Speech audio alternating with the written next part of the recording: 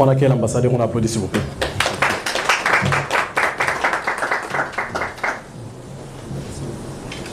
Bonjour. Bonjour. Je vous remercie du fond du cœur pour votre présence ici. Ça me touche. C'est la première fois que le bébé, en matière de diplomatie, presque un pas dans la politique. Je me présente devant une aussi respectable audience. Je voudrais, avant toute chose, remercier du fond du cœur le chef de l'État, M. Antoine Félix Tshisekedi, qui a pensé que je méritais d'être ambassadeur de la culture du Congo, avec moi, Gims Dadjou, que je salue. Ma toute première expérience a été révélatrice. Ça m'a ouvert les yeux, j'ai découvert des choses, j'ai appris, j'ai posé des questions, j'ai obtenu des réponses. J'étais d'abord reçu par M. Dopagne, Stéphane Dopagne, au ministère des Affaires étrangères de la Belgique, qui était quelqu'un, il connaissait le chanteur Koffi Olomide, et il a eu donc l'occasion de côtoyer l'ambassadeur de la culture. Nous avons échangé. Il m'a donné beaucoup d'espoir, parce que la première mission que je me suis confiée en tant qu'ambassadeur de la culture était, je lui ai demandé, moi je suis chanteur, et il y a 8000 instruments de musique congolais ici en Belgique, dans votre musée à Tervuren.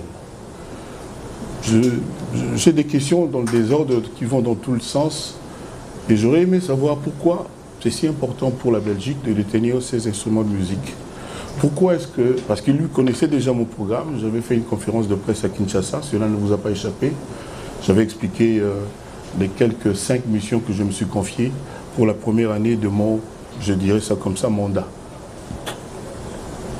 Alors la première mission était de venir ici, demander au gouvernement belge, au nom des artistes, au nom de tous mes collègues artistes, de restituer ces instruments de musique que moi-même je ne connais pas, que nos petits-enfants, nos arrière-petits-enfants ne connaissent pas non plus. Il m'a dit, Monsieur Koffi, nous avons parlé déjà dans le gouvernement de ce sujet, qui est un sujet difficile. Nous, on veut bien restituer au Congo ces instruments, 8000 instruments de musique. Mais qu'est-ce qui va se passer après? Et comment ça va se passer? Ça, c'était avant la visite que j'ai effectuée hier au musée de Tervuren. J'ai compris le sens de la question de M. Depagne, Stéphane, du ministère des Affaires étrangères belge, qui est chargé de ces affaires culturelles. J'ai compris le sens de sa question quand j'ai été au musée de Tervuren.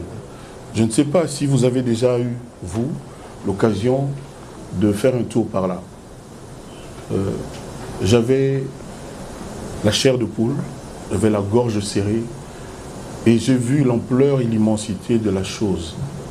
Effectivement, ce n'est pas si simple. C'est quelque chose d'immense, d'organisé, de pensé, de conçu.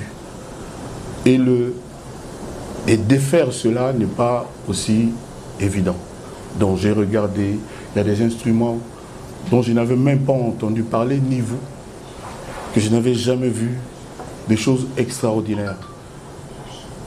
Ils m'ont révélé qu'il y a des choses que les Belges ont achetées, que les Belges de l'époque, à l'époque au Congo, ont acquis par des gens qui voulaient de l'argent et qui ont vendu, qui se sont séparés, qui se sont défaits de ces objets, de ces instruments de musique, des instruments de musique vraiment extraordinaires. Et la phrase qui m'a ému, la phrase qui a mis en moi de l'espoir. Avec votre permission, Son Excellence, on voit 1 minute qu'on a disparition, il y a Ilungamon Naboute qui fut ton grand ami, qui est parti, donc s'il vous plaît, donc on se lève pour honorer Ilungamon Naboute. Just a minute, 1 minute, please, silence.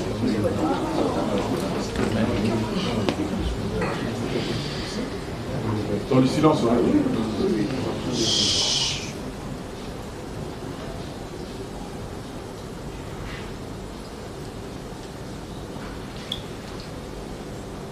Merci.